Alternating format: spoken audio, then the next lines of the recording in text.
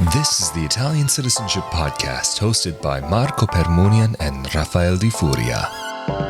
Hello there, and welcome to another edition of the Italian Citizenship Podcast, presented by Italiancitizenshipassistance.com. Of course, we are back at it again with Italian attorney Marco Permunian. How are you doing today? Good, how are you? I am doing great, thank you. And of course, I'm Rafael Di Furia. And in this episode, we wanted to do a little bit of an update regarding the qualifications for Italian citizenship by descent. As many of you may know, the Italian government recently made some changes that are affecting many individuals. We uploaded an episode going into more detail about this on the so-called minor issue.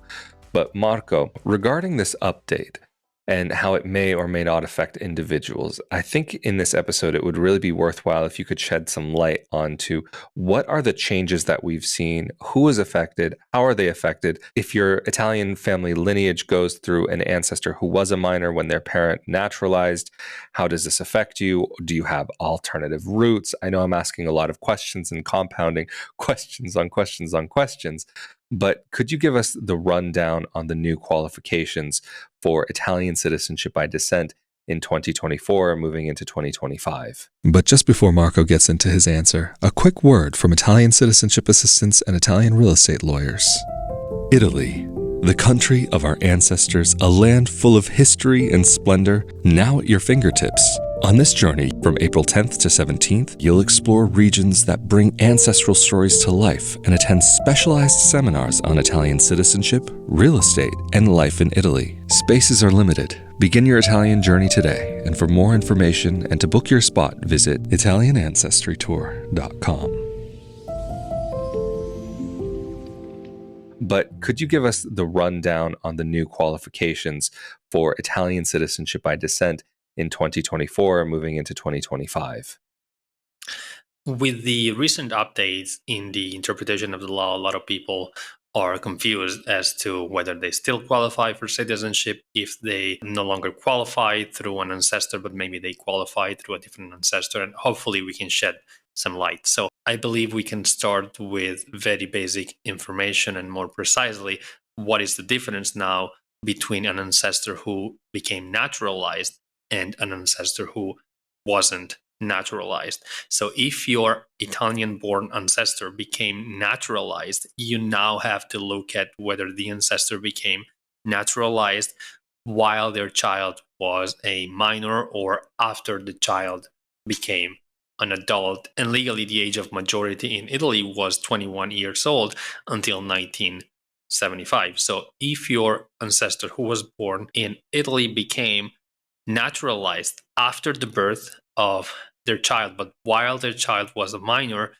you no longer qualify to apply for citizenship through an Italian consulate or Italian municipality through that specific ancestor, which means that if you have another ancestor who either was never naturalized or naturalized when their child was already over 21 prior to 1975 or 18 after 1975, then you can apply for citizenship by descent through that ancestor, even if they naturalized, but as long as they naturalized after their child was an adult. But what happens if you only have that specific ancestor who was naturalized and their child was a minor? Now, in that particular situation, if you live within the jurisdiction of an Italian consulate, which doesn't give appointments to people because they have a very inefficient booking system that doesn't really allow people to book appointments. Maybe there is a very high demand, so anytime you log onto their booking system, you can find an appointment,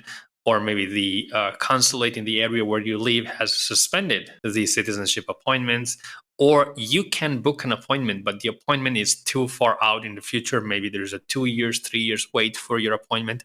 In that specific situation, you can petition the courts, the Italian courts, on the basis of the fact that your Italian consulate doesn't release appointments or release appointments that are too far out in the future. And more specifically, they're scheduled for more than 2 years in the future. Now, in that case, you are eligible to petition the court just because your consulate is unable to serve you, is unable to let you apply for citizenship. And the Italian court system, generally speaking, on average, is still proving the majority of people who have an ancestor who naturalized when their child was a minor. This is due to the fact that the new interpretation, the new guidelines that were released by the Ministry of Interior on October the 3rd of this year, which basically say that the ancestor who was naturalized when their child was a minor now blocks the transfer of citizenship onto the following generations. That interpretation, those new guidelines, only apply to consulates and Italian municipalities. So they only affect people who were applying through a consulate or who were applying through an Italian municipality, and they do not impact in any way directly the Italian court system. So a judge, which you can petition if your consulate does not give you appointments, which, by the way, this situation affects most Italian consulates in the US. So the court is not bound by the new guidelines, by the new interpretation. And furthermore, the majority of the judges still approve these cases. So if you have a case which involves an ancestor who was naturalized while their child was a minor, you can successfully petition the court as long as you live in the US, as long as your consulate does not release enough appointments for everybody. So you're unable to get an appointment, you can successfully obtain citizenship through the court system despite the new rules, despite the new guidelines, which do not impact the courts. There is also a specific reason why these new guidelines do not impact the court system, which is the following. The new guidelines were released by the Ministry of Interior, and the court system is completely separate from the public administration, from the ministry, from the consulates and municipalities. Now, with that being said, if you have a 1948 case, so a case that you necessarily need to present to an Italian court, meaning you have a female ancestor who gave birth to their child prior to 1948, so you have a so-called 1948 case, and we've done a lot of videos on the topic of 1948 cases. Again, if your ancestor naturalized when their child was a minor, you can expect the court system to approve your case, because the court system, in the vast majority of the cases, is not denying cases involving an ancestor who was naturalized when their child was a minor. So even if you have a 1948 case, there's nothing you have to worry about. Or you can contact us to understand your chances of success. We have, of course, plenty of data regarding all of the Italian courts where we present cases. Now, so far, I've talked about people who have an ancestor who was naturalized when their child was a minor. But if your ancestor never naturalized, or naturalized when their child was already an adult, then there's nothing you have to worry about, whether you apply through the consulate or if you apply through an Italian municipality or Italian court, meaning you have a 1948 case. But a lot of people are, of course, worried that the 1948 case or a regular ius sanguinis citizenship case might be denied by an Italian court. And of course, like I said before, judges, they're free to interpret the law in any way they want. And in the vast majority of the cases, they're interpreting the law not in the restrictive way that was adopted by the Italian ministry, but on the opposite, they interpret the law very broadly. So they allow the transfer of citizenship to the subsequent generations, even when the ancestor became naturalized while their child was a minor. But still, if you are concerned about this situation, if you have another ancestor, you should definitely look into whether you have another qualifying ancestor, other than an ancestor who never naturalized or an ancestor who naturalized while their child was already an adult. And more specifically, a lot of people who have a male ancestor who naturalized while their child was a minor also happen to have a female ancestor who either never naturalized or naturalized later in life when their child was already an adult, or naturalized completely involuntarily and automatically as a consequence to the marriage to their husband.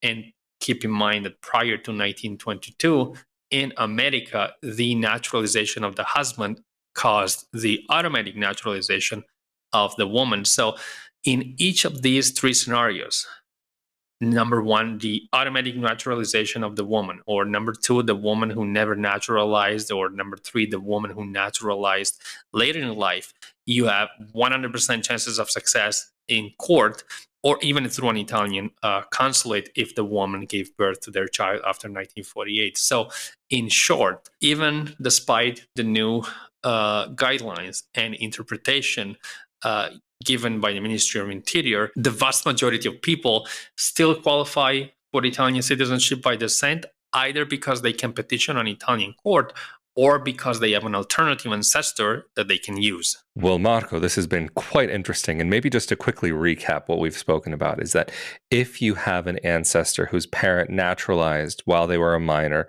before 1992, then this automatically would disqualify that person from being able to receive citizenship to then be able to pass it down to further generations. But a person who may be interested in pursuing Italian citizenship by descent might still be able to get their citizenship recognized because the courts are still recognizing citizenship going through a minor ancestor, even though there was another ruling, there's been information put out otherwise that it would not be possible to do this through a municipal office or a consulate anymore. So that's very interesting that there's this kind of workaround that if you are living in one of these areas where it wouldn't be possible for you to get the appointment, that you can kind of use this workaround, so to speak, to be able to get in front of the Italian government in another shape, another way, another form, to be able to exercise your rights as an Italian citizen, to be able to make sure that you are able to be recognized as an Italian citizen, because of course citizenship by descent is not just simply applying for a citizenship, but it's the late birth registration recognition of an individual being able to get their citizenship. And also to round up of what you had spoken about previously in this episode is that you said even though that maybe your ancestor could have naturalized, but that it is worthwhile looking and to see if there are other options within your ancestry, because maybe there's a family line that you didn't realize could have been a pathway to citizenship, or even if, for example, the ancestor had naturalized, that you could end up actually potentially applying through maybe their wife, for example, and maybe even have a 1948 case or a citizenship by descent case directly if it's after 1948. So this is really amazing that there are still many options available, and it seems as though that maybe some of the original concern and the thoughts that people might not be eligible any longer might not be quite as bad as what people may have originally thought, but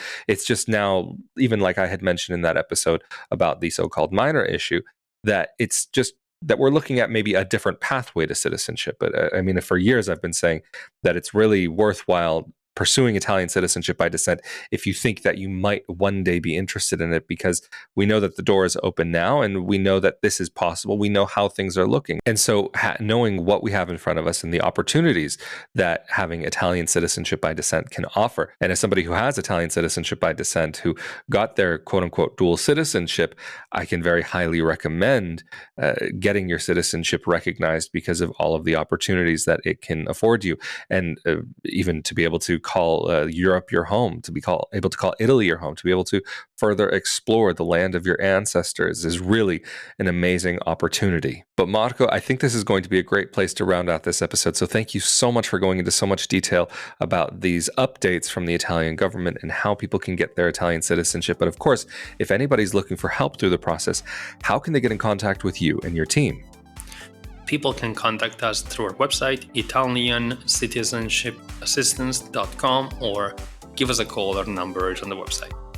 Absolutely fantastic. And of course, if you're interested in more information like this about getting Italian citizenship by descent through marriage or whatever avenue might be in front of you, be sure that you're subscribed to this YouTube channel as well as the audio-only podcast. But of course, if you're subscribed to the YouTube channel, that means you're also automatically subscribed to the Italian Real Estate Podcast, where we talk about some other aspects of making Italy your home, such as purchasing property in Italy, renting property in Italy, and where to do so. And if you're interested in more about life abroad and living abroad from the perspective of a dual citizen expat, be sure to come over to my YouTube channel, youtube.com/Rafael Di Furia, or you can search for Not Your Average Globetrotter on YouTube, Google, or your favorite podcasting platform of choice. But of course, we have been here again with Italian attorney Marco Permunian from ItalianCitizenshipassistance.com. I'm Rafael Di Furia. Stay safe and healthy out there, and we will see you all next time. Later. Thank you.